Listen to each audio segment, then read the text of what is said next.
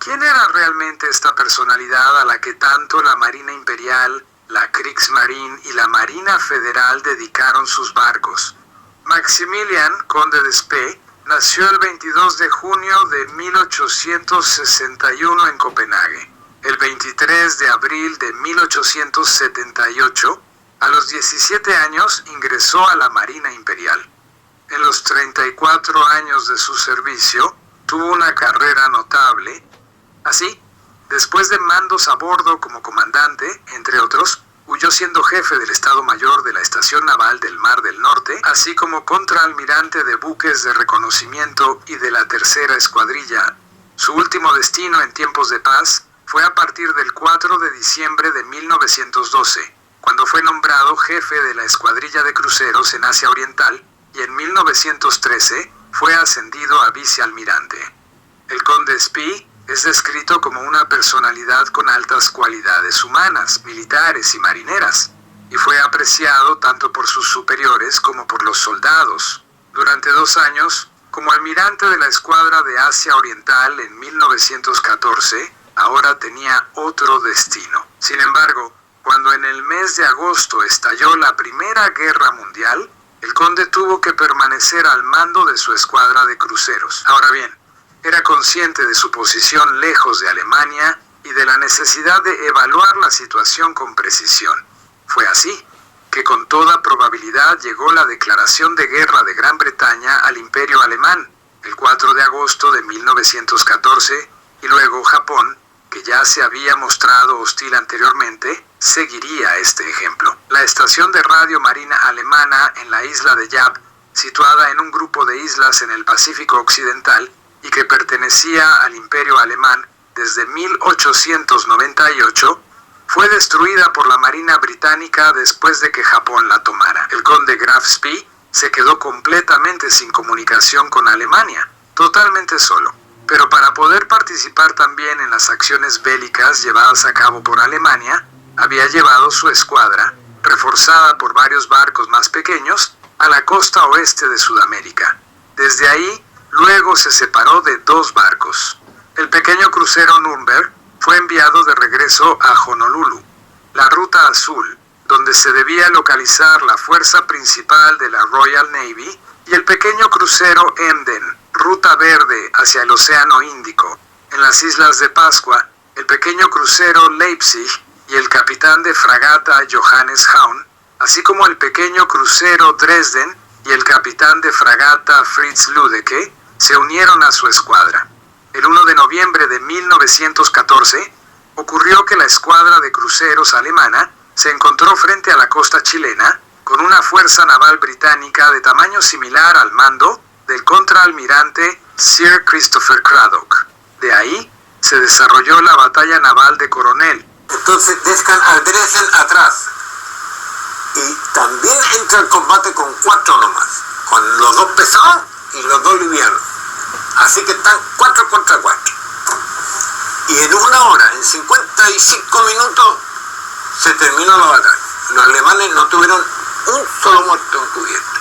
Seguir la marcha y, si es posible, atacar las Malvinas. El pequeño crucero británico Glasgow y el crucero auxiliar Otranto lograron escapar dañados, como se muestra aquí en el mapa abajo a la izquierda. Mientras que del lado alemán solo hubo que lamentar 3 heridos, la Royal Navy tuvo 1.660 muertos, entre ellos el contraalmirante Sir Christopher Cradock. Así, Gran Bretaña aún honra a sus marinos hoy en día.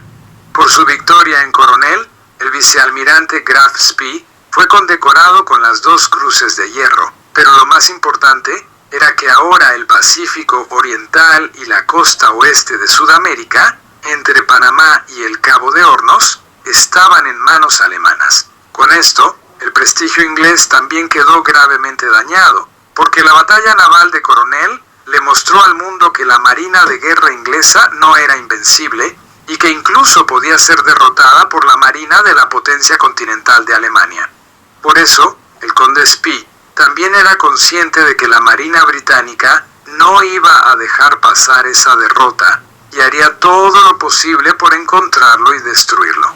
Muy pronto, sus temores se hicieron realidad, porque ahora la almirantazgo británica envió al jefe del Estado Mayor de Guerra, el almirante Federico Doveton Stordy, junto con los cruceros de batalla Invincible e Inflexible, a la casa del conde Spee. Para el almirante alemán, aquí con los comandantes alemanes involucrados en la batalla naval de Coronel, ahora había dos opciones. Él podría haberse internado con sus barcos y tripulaciones en Chile, o, mientras le fuera posible y tuviera suficiente munición, enfrentaría primero a las fuerzas navales enemigas en este teatro de guerra, para luego, en una oportunidad favorable, intentar abrirse paso de regreso a casa. Si es posible, atacar las Malvinas, porque es una base inglesa, pero había carbón, había agua, que se, así que preparan un destacamento de infantería marina para desembarcar ahí, en las Malvinas. Pero eso tenía que hacerse después de Coronel, qué sé yo, 10 días después. Se demoraron 38 días, o sea, toda una cuarentena en llegar de Coronel a las Malvinas. Imagínate, 38 días, 40 días, una cuarentena completa. Eso, ¿a dónde cabe? Se pasaron a entretener en el Golfo de Pena para cambiar agua y carbón y repartir las municiones para que ya íbamos a ir a enfrentarnos con los ingleses. Tontera. El conde Spee había optado por lo último. Primero hizo que su barco llegara a Valparaíso, luego, el 13 de noviembre, se le vio aquí. La escuadra dejó esta ciudad portuaria chilena en dirección al Golfo de Penas, al sur de la península chilena de Taitau, donde recibió 17.000 toneladas de carbón de 4 cargueros alemanes. Luego, la escuadra, que ahora consistía en los 5 cruceros y los buques de apoyo Baden, Santa Isabel y Seydlitz, estaba el día 26 de noviembre de 1914. Partió hacia el Cabo de Hornos, que rodeó la noche del 1 al 2 de diciembre, porque aunque los cruceros acorazados de Graf Spee habían gastado el 42% de su munición de 21 centímetros, en la batalla naval de Coronel y no había esperanza de reabastecimiento, él decidió, en contra del consejo de sus oficiales navales, especialmente del comandante del Gneisenau, capitán de navío Merker, continuar con el plan. El 8 de diciembre, decidió realizar un ataque sorpresa en Port Stanley, en las Islas Malvinas, antes de emprender el viaje de regreso a Alemania. Básicamente, el plan era destruir la estación de telégrafos, asumir el control del suministro de carbón y tomar prisionero al gobernador británico, Sir William Lamont Allardyce.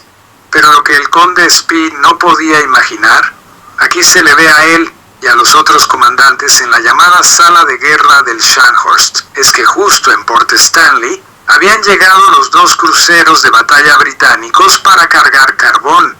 También aquí se habían reunido con el 5º escuadrón de cruceros bajo el contraalmirante Archibald Stoddart. Así, la escuadra del almirante Stordy estaba compuesta, además con sus cruceros de batalla Inflexible e Invisible. Adicionalmente, se estaban incluyendo los cruceros acorazados Carnarvon, Cornwall y Kent, así como los cruceros ligeros Glasgow y Bristol, y también el crucero auxiliar Mercedonia. El viejo acorazado Canopus, con 4 cañones de 30,5 centímetros, había sido encallado por los británicos en noviembre para asegurar la importante base de suministros, cuando en la mañana del 8 de diciembre, mientras el Gneisenau y el crucero Nürnberg lideraban el escuadrón hacia el cuerpo de desembarco de Borders en Stanley, un vigía del Gneisenau avistó los mástiles de los acorazados británicos. Sin embargo, como estos aún estaban cargando carbón y por lo tanto eran relativamente incapaces de combatir, un ataque inmediato podría haber tenido éxito, pero el conde Spee no estaba al tanto de esta situación.